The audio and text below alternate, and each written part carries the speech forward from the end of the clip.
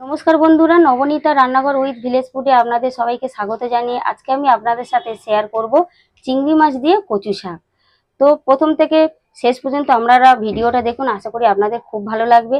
আর যে সকল বন্ধুরা আমার চ্যানেলে এখনো পর্যন্ত নতুন, তারা যদি ইউটিউব থেকে দেখেন তাহলে চ্যানেলটিকে সাবস্ক্রাইব, আর ফেসবুক পেজ থেকে দেখলে পেজটাকে ফলো করে অবশ্যই আমার পাশে থাকবেন।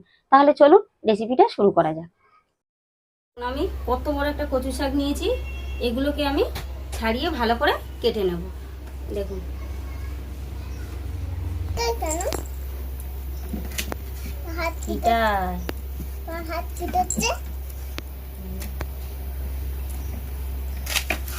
এইভাবে আঁশটা গায়ের আঁশটা ছাড়িয়ে নিয়ে আমরা ছোট ছোট করে পিস করে কেটে নেব। এগুলো আমি কেটে ধুয়ে নিয়ে এসেছি। এবার এগুলোকে আমি সিদ্ধ করে নেব।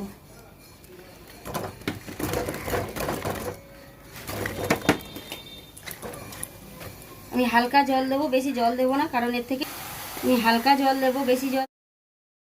আমি সবগুলো সাজিয়ে দিয়ে আমি ঢাকা দিয়ে দেবো।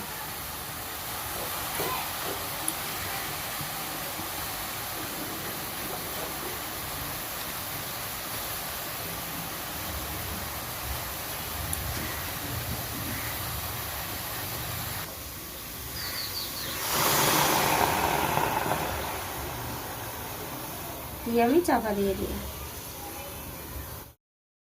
কচু শাক সিদ্ধ করার পরে কতটুকু হয়ে গেছে আমি কিন্তু ভালো করে চিপে নিয়েছি, কেন জল থাকলে এটা কিন্তু গোলাকিট। আপনারা এর মধ্যে একটু তেঁতুল দিয়ে এটাকে সিদ্ধ করে নেবেন। তেঁতুল হোক বা লেবুর রস বা ভিনেগার, যে কোনো কিছু একটু টক জাতীয় জিনিস দিয়ে একটু সিদ্ধ করে নেবেন, তাহলে কি আর গলাটা কিটাবে না। এবারে আমি কড়াইতে দিয়ে দিলাম সর্ষের তেল। তেলটা আমার একটু গরম হোক। দিয়ে দিচ্ছি তেজপাতা, একটা শুকনো লঙ্কা কেটে, একটু সাদা জিরে ফোড়ন। এবার এই ফোড়নের মধ্যে চিংড়ি মাছগুলো দিয়ে ভেজে নিয়ে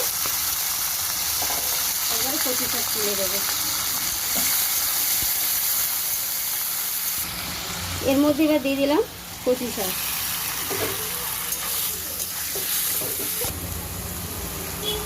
দিয়ে দিচ্ছি লবণ, হলুদের গুঁড়ো,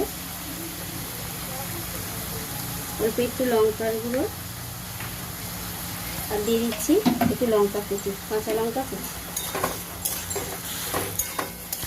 এইগুলো আমি দিয়েছি।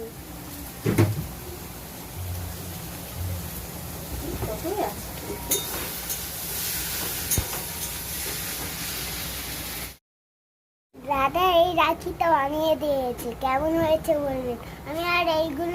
আমি এইগুলো লাগিয়েছি এইখানেও, আর এইগুলো আমার দাদা লাগিয়েছে। এই তিনটে, 1 2 3। দিয়ে দিচ্ছি একটু চিনি।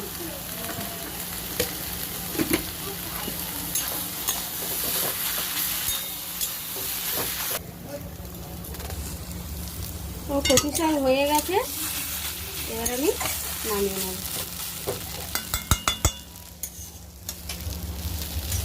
কতগুলো শাক এক কড়া ধরছিল না, দেখুন কতটুকু হয়ে গেল সিদ্ধ করার পর।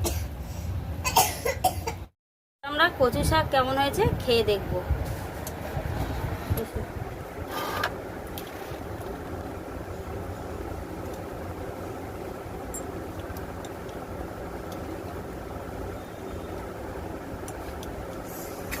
হয়েছে?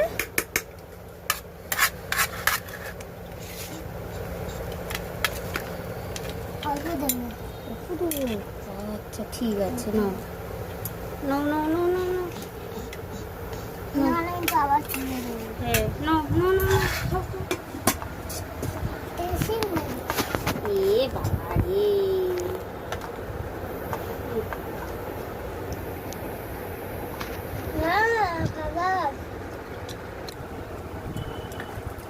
দারুণ হয়েছে, দারুণ আছে।